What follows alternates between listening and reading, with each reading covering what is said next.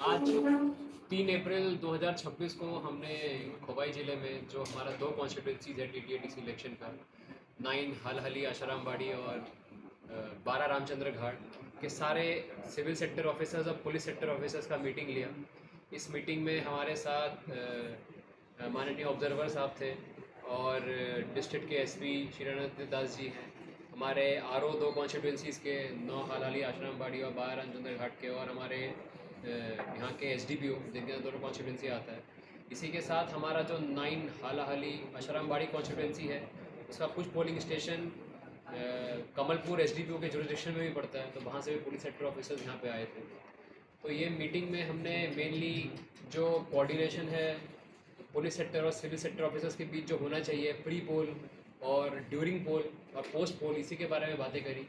किस तरीके से हम ये सुचारू रूप से सुनिश्चित कर पाएंगे कि जो भी इलेक्शंस हैं वो फ्री हो, फेयर हो और वायलेंस फ्री हो।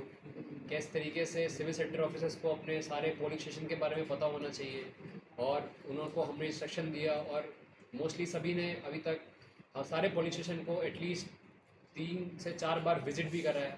और सारे पोलिंग स्टेशन में सिविल सेक्टर ऑफिसर्स और पुलिस सेक्टर ऑफिसर्स ने मिलकर भी विजिट करा है। उनके सारे रास्ते उनको पता है, कौन सा रास्ता कहाँ जाता है। वहाँ के जो लोकल लोग हैं, लोकल लीडर्स से भी उन्होंने बातें करी और सबको कॉन्फिडेंस में लिया है कि फ्री और फेयर इलेक्शंस होंगे। इसके अलावा सभी पोलिंग स्टेशन में जो एश्योर्ड मिनिमम फैसिलिटी है जो होनी चाहिए एक विकलांगजन के लिए, जैसे रैंप होना चाहिए, खड़ी धूप है तो शेड होना चाहिए, पानी पीने का व्यवस्था होना चाहिए, साफ़ टॉयलेट होना चाहिए, पोलिंग पार्टी जाएगा उसके यूज़ करने के लिए अच्छा टॉयलेट, नहाने के लिए अच्छा बाथरूम होना चाहिए। तो इन सब चीज़ों पे भी हमने चर्चा करी और सुनिश्चित करा जाएगा कि इलेक्शन से पहले ये सारी सुविधाएं वहाँ पे उपलब्ध हो। इसके अलावा हमने सिक्योरिटी का भी जायज़ा लिया, कौन से संभावित क्षेत्र हैं जहाँ पे ज़्यादा ध्यान देने की ज़रूरत है और किस तरीके से हमारा कोऑर्डिनेशन करके ही हम पूरे इलेक्शन को अच्छे से कर सकते हैं। तो ये हमने सिविल सेक्टर और पुलिस सेक्टर ऑफिसर्स को ब्रीफ करा।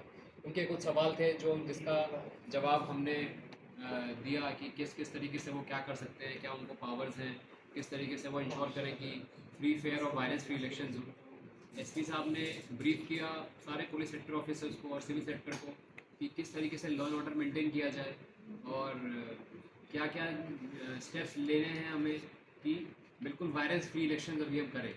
और ऑब्जर्वर साहब ने भी अपनी टिप्पणी देते हुए सभी को उनके जो ऑब्जर्वेशंस थे अभी तक उन्होंने भी सारे पोलिंग स्टेशन विजिट करे हैं डिस्ट्रिक्ट में, क्या उनको लगा, कहाँ पे कौन कौन से पोलिंग स्टेशन में क्या क्या चीज़ों को ज़रूरत है, कौन से एरिया में उनको क्या लगा, इन सभी चीज़ों पर हमने चर्चा की।